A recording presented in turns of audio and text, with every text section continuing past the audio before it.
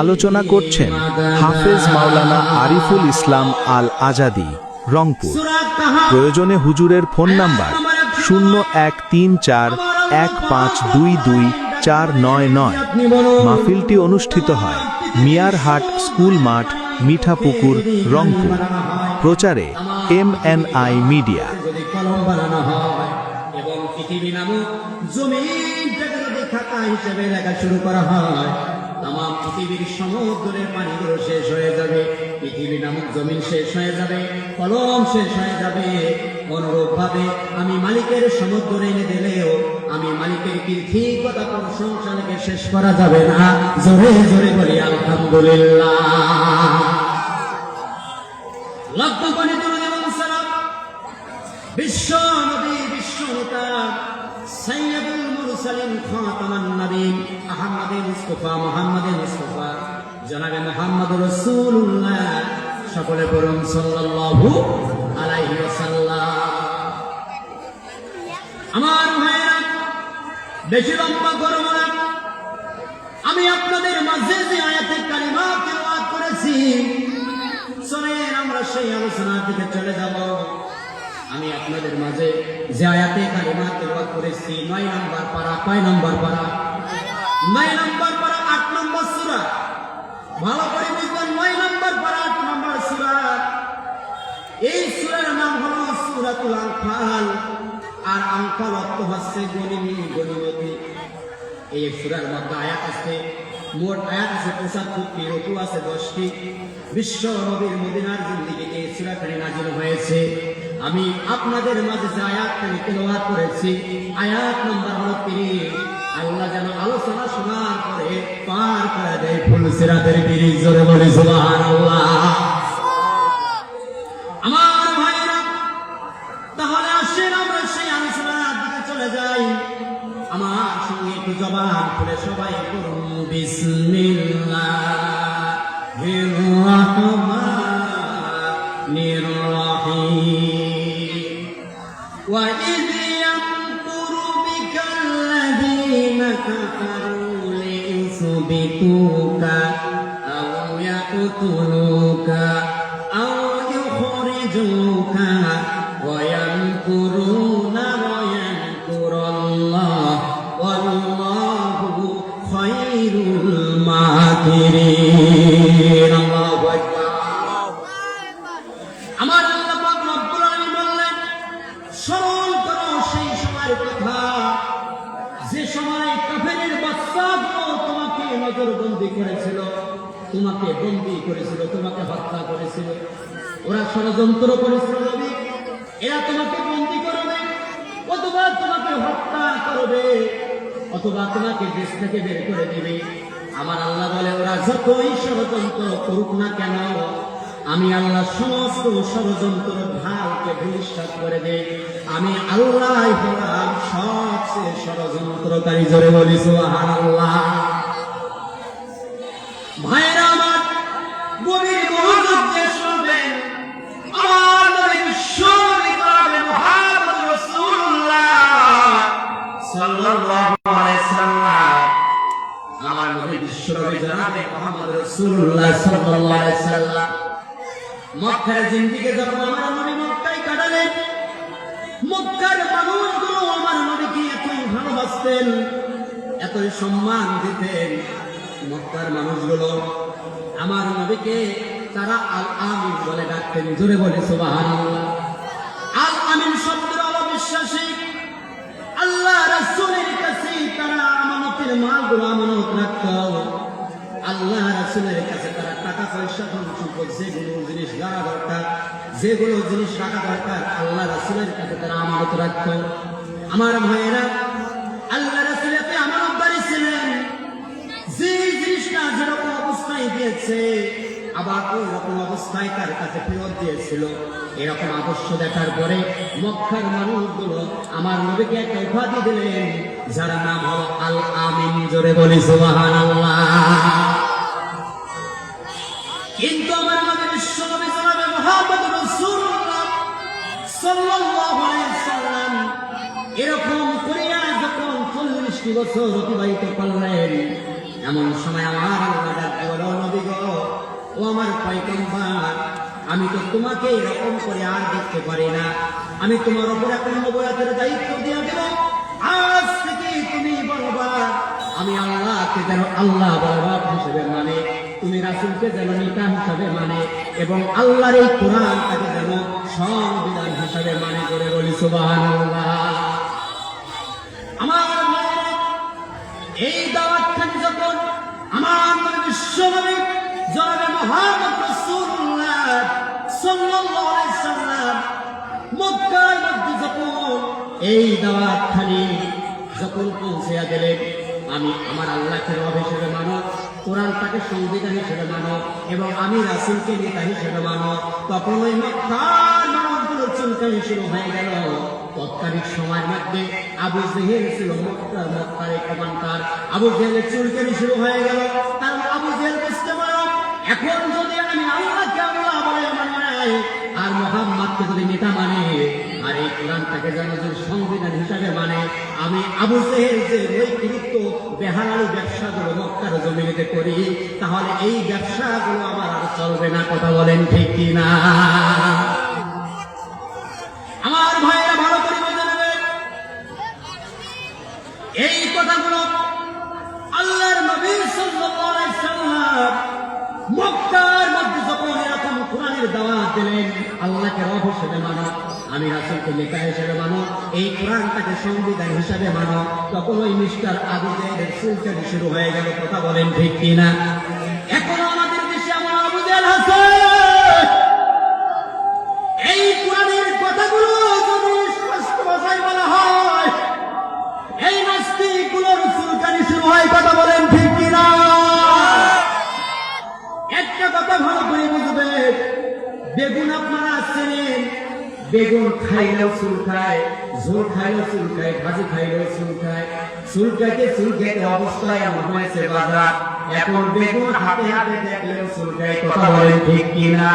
আমাদের সমাজের মধ্যে কিছু লোকের ইমানের মধ্যে ক্যান্সার ধরেছে।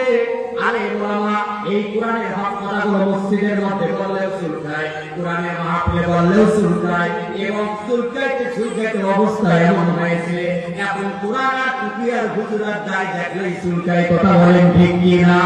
এই চুলকানি রোগ যাদের আছে, তাদের কাছে এই কোরআনের কথাগুলো তীখা লাগবে, ভালো লাগবে না। আর যারা কোরআনকে মানে, কোরআন হাদিসের কথাগুলো শুনে অনুসরণ করে, তারা মানুষ বা না মানুষ, তারা কথাগুলো শোনার পরে তাদের অন্তর কেঁপে উঠবে। জোরে বলি সুবহানাল্লাহ। ভাইরা আমার, তাহলে আবু জেহেল চুলকানি শুরু হয়ে গেল। এবার আবু জেহেল মক্কার সমস্ত যুবকদেরকে ডাক দিয়ে বলে, হে মক্কার যুবকেরা শোনো, এই আব্দুল্লাহ সন্তান মুহাম্মদ আমাদের বদলার ধর্মের মধ্যে চুলকানি লাগাতে চায়, তোমরা কি মানতে চাও? বলে না না। বলে তাহলে কি করা যায়? বলে মুহাম্মদ নিজেকে আন্তর্জাতিক নবী হিসাবে মানতে চায়। আমি আবু জেহেল, যেহেতু ক্ষমতা আমার হাতে আছে, আমি আবু জেহেল এমন একটি নজরবন্দি করব, মক্কার মানুষগুলো জানবে ওই মুহাম্মদ নামক ছেলেটা হলো পাগল। জোরে বলি নাউজুবিল্লাহ। এখন কি করা গেল? আবু জেহেল ওই সবাই মদিনায় ঢোকার মতো 12টা গেট ছিল। ওই আবু জেহেল ওই গেটের মধ্যে যুবক আর যুবতীদের কিনে নিয়ে দিল। হ্যাঁ যুবক আর যুবতীরা, তোমরা মত পান করবা আর সুলতান দিবা আব্দুল্লাহ সন্তান মুহাম্মদ পাগল। জোরে বলি নাউজুবিল্লাহ। আমার ভাইরা, এরকম কাজ শুরু হয়ে গেল। যুবক আর যুবতীগুলো নারী নিয়ে ভর্তি করে মত পান করে, আর সবারই মুখে একটি কথা, আব্দুল্লাহ সন্তান মুহাম্মদ পাগল। জোরে বলি নাউজুবিল্লাহ। আমার ভাইরা, এরকম কিছুক্ষণ করার পরে মদিনার একদল যুবকেরা ওই সময় মক্কার মধ্যে ব্যবসা করে, ওই মদিনার যুবকগুলো পারে এই মক্কার মধ্যে অনেকদিন ধরে ব্যবসা করি, জীবনে কোনো পাগলের নাম শুনলাম না। আজ তো নতুন পাগল আবির্ভাব হলো, ব্যবসা হোক বা না হোক, এই পাগলকে না দেখিয়ে আমরা বাড়ি ফিরবো না। জোরে বলি সুবহানাল্লাহ। আমার ভাইরা, এইখানে যদি বলা হয় ওই মেহারে বাজারে নিচে একজন পাগল আছে, 8 দিন থেকে কিছুই খায় না, আচ্ছা বলে তো আপনার কি দেখা শখ হবে কি হবে না? কথা বলে না, হবে না? অবশ্যই হবে। আমার ভাইয়েরা, মদিনার যুবকরা মনে করলো এই মক্কার মধ্যে অনেক দিন ধরে ব্যবসা করলাম, জীবনে তো কোনোদিন কোনো পাগলের নাম শুনলাম না। আর যদি ব্যবসা না হয়, ওই পাগলকে না দেখিয়ে আমরা বাড়ি ফিরবো না। চলে বলি সুবহানাল্লাহ। এই সিদ্ধান্ত নিয়ে মদিনার যুবকগুলো মুহাম্মদ নামক পাগলকে দেখার জন্য রওনা করলেন, দৌড়াদৌড়ি শুরু করে দিলেন। এমন সময় যত যায় ততই যেন একটা জান্নাতের সুখের আলাদা। জোরে বলি সুবহানাল্লাহ। একজন যুবক বলল, কি ব্যাপার? পাগলের গা থেকে আসবে সুগন্ধ, পাগলের চুলগুলো থাকবে কোকড়া বাঁকড়া, হাতের চারাগুলো থাকবে বড়, দাঁতগুলো থাকবে ময়লা। এটা কেমন পাগল রে? যতই যায় ততই যেন জান্নাতের সুখের আলাদা পাই। জোরে বলি সুবহানাল্লাহ। ভাইরা আমার, এক পর্যায়ে মদিনার যুবকগুলো আমার নবীর কাছে যখন যায়, এমন সময় মদিনার যুবকগুলো ওই মদিনার দরজার কাছে যায় বলে, হে যুবকেরা, এখানে মুহাম্মদ নামক পাগল ছেলেটা কোথায়? সবাই কিন্তু জানে, জানা পর বলে না। কারণ যে দেশের মধ্যে স্বৈরাচার অত্যাচারী শাসক থাকে, ওর বিরুদ্ধে কথা বললে মহাপুতার মামলা হয়। কথা বলে ঠিক কিনা? আমি যেহেতু ভালো লেগেছে না, কারণ ওর বিরুদ্ধে 19 থেকে 20 করে তার অবস্থা শেষ। কথা বলে ঠিক কিনা? সবাই জানে কিন্তু বলবো সাহস পায় না। এমন সময় একজন যুবক মধ্যে মুজাহিদ খালেদ সাইফুল্লাহ আব্দুল শরীর মতো সিনা টান টান করে বলে, হে মদিনার যুবকেরা, তোমরা কি দেখতে চাও মুহাম্মদ নামক পাগল কোথায়? বলে, অবশ্যই দেখতে চাই। বলে, ওই যে সামনে কি ঘর দেখা যায়, এই ঘরের মধ্যে ওই নিষ্ঠুর আবু জেহেল ওই মুহাম্মদ নামক ছেলেটাকে পাগল হিসাবে নজরবন্দি করেছে। জোরে বলি নাউজুবিল্লাহ। আমার ভাইয়েরা, মদিনার যুবকদের বাসনা বাকি রাখলো না, তার জানা বাকি রাখলো না। ওরা হেঁটে হেঁটে পাগল বলে গেলেন। হ্যাঁ, পর্যায়ে আমার নবী যখন দেখলেন, ডাক দিয়ে বলে, আয়না যুবক, হে যুবক, তোমরা কোথা থেকে আসছো? এবার মদিনার যুবকগুলো বলে, আমরা হইলাম মদিনার যুবক, এই মক্কার মধ্যে ব্যবসা করি। আজ এক পাগলের নাম শুনলাম, সেই পাগলকে দেখার জন্য আসলাম। আপনি কি সেই পাগল? আমার নবী ডাক দিয়ে বলে, হ্যাঁ মদিনার যুবক, আমি হইলাম সেই পাগল। বলে, না না, আপনাকে দেখি তো কোনো পাগল মনে হয় না, আপনি কেন নিজেকে পাগল দাবি করেন? আমার নবী শুনে যারা মুহাম্মদ রাসূলুল্লাহ সাল্লাল্লাহু আলাইহি ওয়াসাল্লাম ডাক দিয়ে বলে, যুবক, আমি তো সেই মুহাম্মদ, আমি তো সেই মুহাম্মদ। মক্কার মানুষগুলো আমাকে আলামিন বলে ডাকতো, আমার কাছে আমাদের মাগুর আমানত রাখতো, ওরা আমাকে সাদিক বলে ডাকতো, বিশ্বাসী বলে ডাকতো। আমার অপরাধ হলো একটা, সেই দিনটাকে আমি বললাম আল্লাহকে রব হিসেবে মানো, আমি রাসূলকে নেতা হিসেবে মানো, আর আল্লাহর কোরআনটাকে সংবিধান হিসেবে মানো। ওই দিন থেকে ওই আবু জেহেল আমাকে আন্তর্জাতিক পাগল হিসেবে বন্ধ করেছে। জোরে বলি নাউজুবিল্লাহ। আমার ভাইরা, আচ্ছা বলেন তো, মদিনার যুবকদের জানা বাকি আছে নাকি? ওরা তো জানিয়ে গিয়েছে আবু জেহেল ভালো নেতা না। এবার মদিনার যুবকগুলো আমার নবীর হাতে হাত দিয়া ছুটি ছুটি কালেমা পড়ে মুসলমান হয়ে গেল। জোরে বলি সুবহানাল্লাহ। আমার ভাইয়েরা, গভীর মনোযোগ দিয়ে শোনেন। এবার উত্তম বছর আমার নবীকে তারা পাগল হিসেবে নজরবন্দি করেছিল, কিন্তু আমার নবী বন্দি করার পরে 41 জন পুরুষ এবং 11 জন মহিলা, এই মোট 53 জন লোক আমার নবীর হাতে হাত দিয়া গোপনে কালেমা পড়ে মুসলমান হয়েছিল। জোরে বলি সুবহানাল্লাহ। এটা কিন্তু আবু জেহেল জানে না, এরা যে গোপনে 53 জন আর এখানে 41 জন পুরুষ এবং 11 জন মহিলা আমার রাসূলের হাতে হাত দিয়ে আবু বকরের মতো লোক, ওমরের মতো লোক ছুটে ছুটে আমার নবীর হাতে হাত দিয়ে কালেমা পড়ে মুসলমান হয়েছে। আল্লাহু আকবার বলেন। কিন্তু এইটা আবু জেহেল জানে না। আমার ভাইরা, আচ্ছা মনে করেন এখানে যদি বড় বড় আলেম, আপনাদের মেয়ের হাতে অঞ্চলে যদি কোনো আলেম থাকে, বড় আলেম, আর যদি ওই আলেমটাকে বিনা দোষে বিনা অপরাধে কারাগারে বন্দী করা যায়, সবাই কিন্তু তার বিরুদ্ধে থাকবে না, তার দলের এবং তার কিছু ঘনিষ্ঠ মানুষ থাকে কথা বলে ঠিক কি না আসলে এরকম আমার ভাইরা এবার 53 জন লোক 41 জন পুরুষ এবং 11 জন মহিলা যারা ইসলাম গ্রহণ করলেন এরা এখন বাইরে এসে স্লোগান দেয় আবু জেহেল আমার নবীকে বিনা কারণে নজরবন্দি করে আসছে এই কথাগুলো যখন কানে কানে চলে গেল আবু জেহেলের কানে যখন খবর আসলো কি ব্যাপার এত বড় সেলিব্রিটি নিলাম এত বড় দরবার রাখার পরেও কেমনে 53 জন লোক আমার নবীর হাতে হাত দিয়ে কালিমা পড়ে মুসলমান হয়ে গেল আবু জেহেলের মাথা গরম হয়ে গেল এবার কি করা যায় 70 বছর আমার নবীকে নজরবন্দি করলো এবার আমার নবীকে নজরবন্দি করার পর তার জনপ্রিয়তা আরো বাড়লো জোরে বলি সুবহানাল্লাহ আমার ভাইরা এবার আবু জেহেল সকলকে ডাক দিয়া একটি অফিসের মধ্যে বসলেন যে অফিসটার নাম ছিল দারুন নাদওয়ার বৈঠক ওই দারুন নাদওয়ার বৈঠকের মধ্যে বসলেন এবার বলে বলো বলো কি করা যায় কি করা যায় মুহাম্মদকে নজরবন্দি করার পর জনপ্রিয়তা কমে না কি করা যায় এবার সবাই বলল মুহাম্মদকে কারাগারে বন্দী করো বলে কোথায় বন্দী করো বলে কারাগারে বন্দী করো আমার ভাইরা ওই সময় আবুদের 8টা কারাগার ব্যবহার করেছিলেন তার মধ্যে সবচেয়ে বড় কারাগারের নাম ছিল শিয়াবে আবু তালেব ওই শিয়াবে আবু তালেবের মধ্যে আমার নবী এবং 41 জন পুরুষ এবং 11 জন মহিলা এই 53 জন লোক সহকারে আমার নবীকে ওই নিষ্ঠুর আবু জেহেল কারাগারের মধ্যে বন্দী করলো জোরে বলি নাউজুবিল্লাহ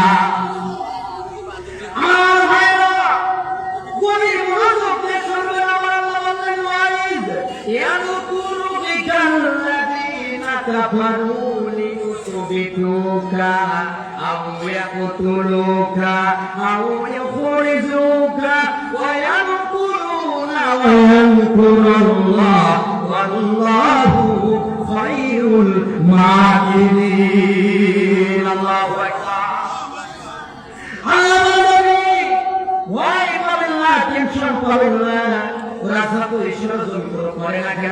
আমি আল্লাহ তাদের ষড়যন্ত্রের ঢালকে বিনিশ্চিত করে দেব আমি আল্লাহ হইলাম সবচেয়ে বড় ষড়যন্ত্রকারী সুবহানাল্লাহ আমার ভাইরা এরকম করে যখন 2 বছর অতিবাহিত হয়ে গেল আমার মা ভাইরা গভীর মনোযোগ দিয়ে শুনে এই আবু জেহেলের প্রধান প্রতিষ্ঠা ছিল নামটা হিসাবে না আবু বুদ্ধিজীবী হঠাৎ করে একটি রাত্রে তার স্ত্রী রাত্রি বলো স্বামী আমার আজ কয়েকদিন থেকে দেখি তুমি একটা রাতও শান্তিতে ঘুমাইতে পারো না কারণটা কি এবার হিসাব ইবনে ওমর ডাক দিয়ে বলে বিবি আমার সত্য বলবো না মিথ্যা বলবো বলে তোমাকে সত্য বলতে হবে বলে ওই যে লাকুজ্জার কসম খায় বলি যে দিন থেকে আব্দুল্লাহর সন্তান মুহাম্মদ নামক ছেলেটাকে বিনা অপরাধে কারাগারে বন্দী করেছি ওই দিন থেকে একটা রাত শান্তিতে ঘুমাইতে পারি না আল্লাহু আকবার এই মুসলমান মনে রাখবেন কোন নির্দোষী অপরাধীকে মিথ্যা অপরাধ দিয়ে কারাগারে বন্দী করিয়া আপনি মনে করেন আমি ভালো থাকবো শান্তিতে থাকবো না না আমার আল্লাহ ওই জিনিসটাকে ধ্বংস করে দেবে ওই বিপদ আপনার উপরে উঠতে পারে কি পারে না অবশ্যই পারে আমার ভাইরা এবার স্ত্রীরা কি বলে ও স্বামী আমার তাহলে তুমি কি শান্তিতে ঘুমাইতে চাও বলে অবশ্যই শান্তিতে ঘুমাইতে চাই বলে শান্তিতে ঘুমাইতে চাও আব্দুল্লাহর সন্তান মুহাম্মদকে ওই নিষ্ঠুর আবু জেহেলের কারাগার থেকে বাইরে নিয়ে আসো সুবহানাল্লাহ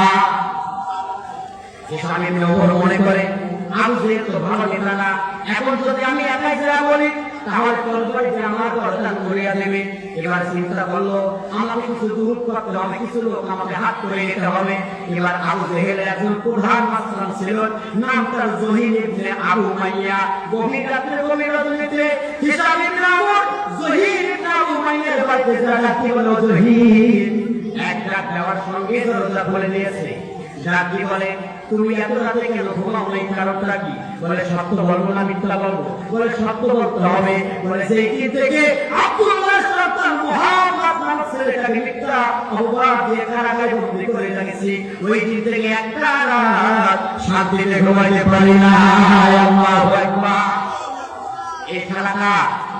এই খেলা হলো আল্লাহ এবার উদাহরণ প্রতিষ্ঠা হিসাবে আমার ডাকি বলে জহির ইবনে আবু মাইয়া আমার তো একই অবস্থা বলে ভাই তাহলে কি করা যায় বলে আমাদের কিছু লোককে হাত করে নিতে হবে এবার ওই আমাদের দরবারে একজন প্রধান সাহাবা ছিল, নামটা মুজিব ইবনে আবি উমাইয়া। এই মুজিব ইবনে আবু উমাইয়ার বাড়িতে গেলে এক রাত যাওয়ার সঙ্গে সঙ্গে দরজা খুলে দিল। দরজা খুলে দিয়ে দেখে আবু জেহেল দুইজন হাই ধরে চিন্তা দাঁড়িয়ে আছে। বলে কি ব্যাপার, এত রাত্রে কেন তোমরা আমার বাড়িতে? বলে আগে বলো তোমরা কেন এক রাত যাওয়ার সঙ্গে দরজা খুললা, কারণটা কি? বলে সত্য বলবো না মিথ্যা বলবো? বলে সত্য বলতে হবে। বলে না